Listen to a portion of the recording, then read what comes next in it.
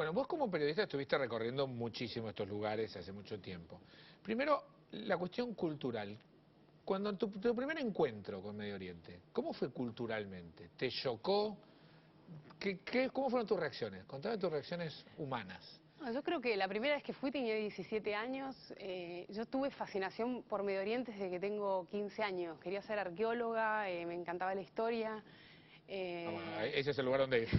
Hasta si te gusta eso, te que ir ahí. y obviamente, bueno, fue un shock muy grande para mi familia, ¿no? Yo empezaba a estudiar árabe en una mezquita a los 16 años Sí. digamos, de alguna manera no fue ese shock tan brutal que pueden tener otros porque yo ya me había interiorizado Ok. bastante desde acá. Pero obviamente que hay diferencias culturales muy grandes. Yo creo que depende de cada uno, ¿no? De la percepción que tiene cada uno cuando viaja. Es decir, si yo creo que me voy a encontrar con algo parecido a lo que tengo en mi casa, Un shock vas a tener. quédate en tu casa.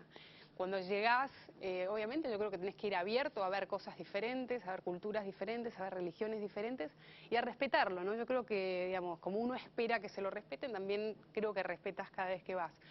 Pero obviamente la situación política religiosa es fascinante para cualquier extranjero, digamos, que llega al país porque es algo que está candente permanentemente, ¿no? Bueno, ¿y cómo queda el rol de la mujer en este tema? ¿Cómo está el rol de la mujer dentro de la cultura musulmana? Bueno, yo creo que de alguna manera el decir y hablar de los derechos de la mujer en Medio Oriente es simplificarlo también, porque cada país tiene diferencias y manejos diferentes de la situación. En Irán lo vimos, las mujeres salieron a calle, hay movimientos, hay una premio Nobel iraní que ha luchado por los derechos de las mujeres. Hay mujeres con las que hablas en países como Jordania, como Siria, que son mujeres educadas, que van a la universidad, que son médicas y que algunas hasta empiezan a tener cargos políticos.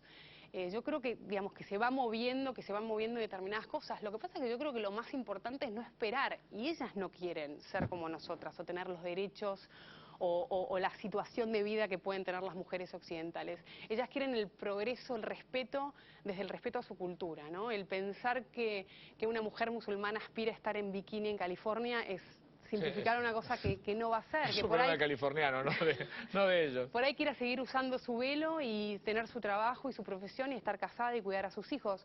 Yo creo que son maneras de ver las cosas y creo que son temas que se tienen que tratar desde el respeto a una cultura diferente, ¿no? Claro, tampoco no hay una homogeneidad de tratamiento, como vos decías, digamos. Las mujeres, algunos tienen más rol, en otros países menos, digo. Quizás en el extremo sería los talibanes cuando estuvieron en Afganistán, que ahí sí la mujer tenía un rol realmente terrible, pero otra cuestión es Irán y otra cuestión es Jordania, por ejemplo. Igualmente algo que se ve mucho, y te voy a contar una anécdota que me pasó a mí, fue estando en Irak. Por lo general son las mujeres las encargadas de transmitir el rol de la mujer dentro de la casa, ¿no? Las mujeres manejan todo dentro de una casa y los hombres son los que traen la plata y manejan todo afuera. Esos roles están como muy divididos. Y estando en una comida con una familia que yo conozco mucho, estoy ayudando en la cocina, entonces una de las chicas, que es la recién casada, digamos, se quema todo el brazo en un horno.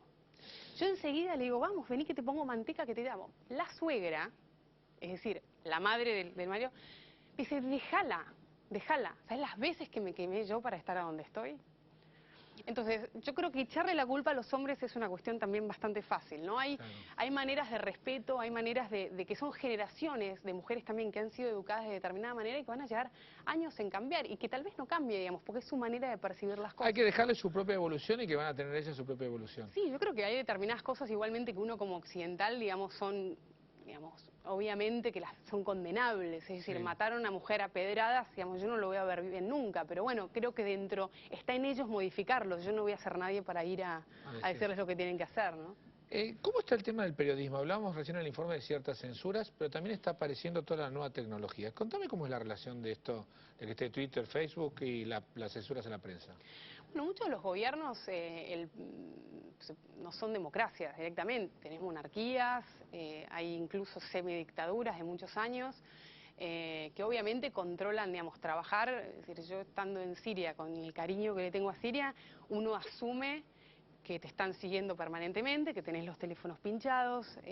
Cuando llegabas a Irak antes de la guerra, asumías, incluso en un momento nos agarró a todos en un ataque de paranoia, que hay cámaras adentro de los cuartos, entonces todos nos cambiamos adentro de las camas para taparse. Es decir, hay un estado, digamos, policial presente que controla absolutamente todo.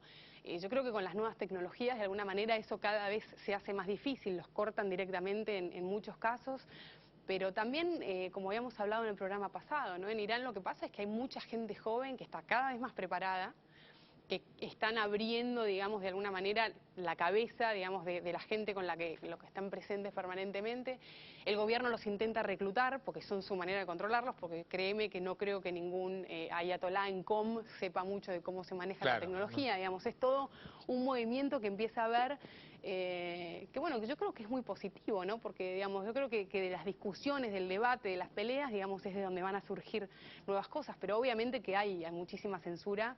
Digamos, es algo que, digamos, yo para Al Jazeera lo sabemos permanentemente. Al Jazeera en su momento fue vetado de prácticamente todos los países árabes, el canal árabe, porque empezó a hablar de una democracia. Entonces se decía democracia, democracia, y eran los periodistas de Al Jazeera iban volando de los países con una velocidad. Salían todos Sí. disparados. Entonces, bueno, obviamente que eso es algo que existe. Yo creo que las nuevas tecnologías tienen un rol fundamental. O sea, yo tengo amigos míos que están en Irán que publican fotos y cosas que, digamos, y sigo viendo sus fotos y, digamos, y mostraba fotos de las manifestaciones y, digamos, nadie se las cortó. Claro. El gobierno trata de controlarlo, lo podrá cortar unos días, después vuelve, pero, digamos, yo creo que es algo muy difícil de frenar.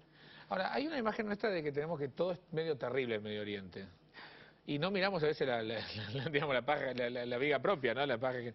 No es todo terrible. ¿Cómo es la cotidianidad? ¿Es una cotidianidad de vida más o menos tranquila? Me dicen que la gente es muy amable, muy... ¿Cómo es La comida es muy rica, la gente es muy amable. Yo cada vez que voy me invitan a sus casas, me quedo en sus casas.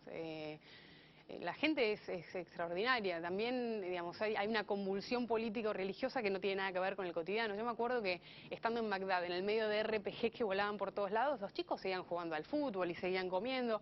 Digamos, del caos que hay por lo general en muchos de los países, a pesar de que muchos de ellos son muy tranquilos también, digamos, la gente se acostumbra a vivir y sigue con su vida.